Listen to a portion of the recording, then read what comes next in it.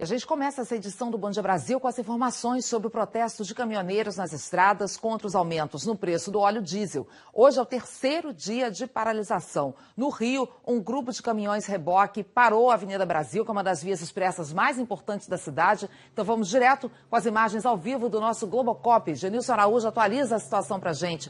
Bom dia, Genilson. Bom dia, Ana Paula. Bom dia a todos que assistem o Bom Dia Brasil. A gente está acompanhando essa manifestação de caminhoneiros aqui na Avenida Brasil, que é uma das mais importantes vias na região metropolitana do Rio, dando acesso ao centro da cidade, Ana Paula, para quem sai da Baixada Fluminense ou então da Zona Oeste. A gente observa aí que os caminhoneiros, nesse momento, eles estão ocupando uma faixa de rolamento. Estão ocupando uma faixa de rolamento após a chegada da polícia e de operadores de tráfego da Prefeitura do Rio. Após um acordo, eles foram para essa faixa, mas um pouco mais cedo, há cerca de uma hora, quase uma hora, eles chegaram a bloquear totalmente o tráfego nessa manifestação que chega a uma das mais importantes vias aqui na região metropolitana do Rio. Interditaram o tráfego totalmente, piorando ainda mais o trânsito nessa via importantíssima na região metropolitana do Rio. Aqui no Rio de Janeiro, os caminhoneiros também protestam em outras 4 estradas. Eles ocupam o acostamento, inclusive, da rodovia Presidente Dutra, na altura de Barra Mansa, e chegaram a queimar pneus e bloquear parcialmente uma das pistas. Há protestos ainda na Magé Manilha, BR-493, e também em outros trechos da BR-101, como o trecho de Itaboraí. Ana Paula. Obrigada, Genilson. E olha, alguns centros de distribuição de alimentos já começam a sentir os reflexos dessa paralisação, porque os produtos não chegam. Vamos então dar um giro agora pelo país, mostrando a repercussão desses protestos em alguns pontos. Começamos por um centro de distribuição de alimentos no Rio de Janeiro, com a Priscila Chagas. Oi, Priscila, bom dia.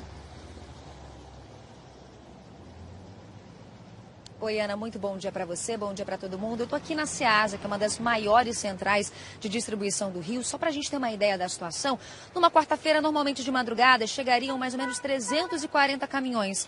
Mas hoje foram só 75, isso porque muitos deles ficaram retidos nas estradas estaduais e federais. E aí, por conta disso, né, os comerciantes dizem que o estoque já está acabando e aí os preços sobem. Só para vocês terem uma noção, ontem aqui na Ceasa, um saco de batata, que normalmente custaria R$60, chegou a R$400. E a caixa de tomate, que normalmente sai a 50, ontem estava sendo vendida a R$80. E o problema não é só na distribuição de alimentos, não. É também na questão de combustível, porque já tem posto falando que está com falta de combustível. E durante essa madrugada, a nossa equipe flagrou uma cena bem incomum.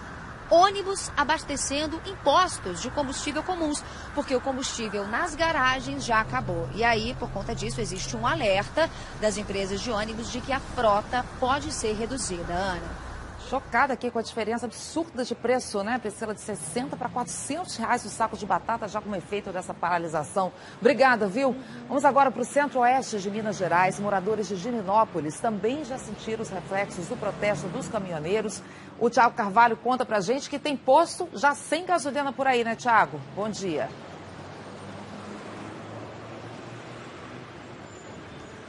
Olá, bom dia, Ana, bom dia a todos. É isso mesmo, nesse posto de combustível onde eu estou já não tem mais gasolina. O reabastecimento dos tanques, que aconteceria na segunda-feira, foi bem a data quando começou aí a manifestação dos caminhoneiros. Mas aqui em uma bomba ainda há óleo diesel. Então o que está acontecendo? Tem muito motorista de van escolar, de ônibus escolar, aproveitando para encher o tanque. Divinópolis tem 17 postos de combustíveis e nossa equipe já encontrou pelo menos 5 sem gasolina. Muitos motoristas também correram para os postos ontem à noite e a gente percebeu que tem informações de fila hoje de manhã. A direção regional da Minas Petro ainda não se pronunciou sobre o assunto, mas informou que vai emitir uma nota ainda hoje à tarde para informar quantos postos na região estão sem gasolina. Ana, é com você. Obrigada, Thiago. E olha o que já está acontecendo no Recife. Os pontos de ônibus amanheceram mais lotados do que o normal porque a frota foi reduzida exatamente por causa de falta de combustível. Cassiane Gomes tem as informações ao vivo para a gente. Bom dia, Cassiane. Olá, Ana. Bom dia. Os passageiros estão reclamando, sim. O tempo de espera hoje está bem maior que o normal. E você já sabe, né? Em horário de pico já é difícil, já é demorado pegar ônibus. Imagina hoje. A gente tem imagens aí de um dos maiores terminais de passageiros do Recife.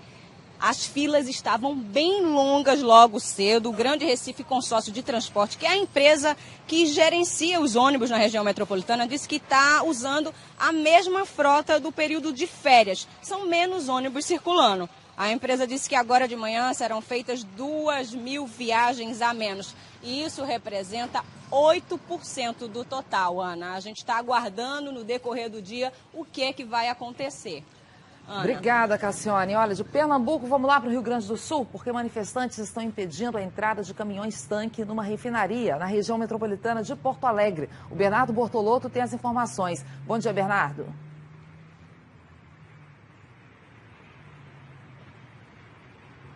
Bom dia. Os manifestantes estão espalhados pelos acessos da refinaria aqui em Canoas. Os motoristas de caminhão-tanque que chegam aqui são orientados a dar meia volta. E é isso que eles estão fazendo. Por isso não há fila. A refinaria produz combustíveis que abastecem postos do Rio Grande do Sul, Santa Catarina e Paraná, além de 4 países da América Latina. Aqui no estado já começa a faltar gasolina em alguns postos da região sul. Além disso, a polícia investiga um caminhão que foi atingido por 3 tiros ontem à noite. O motorista não parou no bloqueio da BR-472 em Itaqui.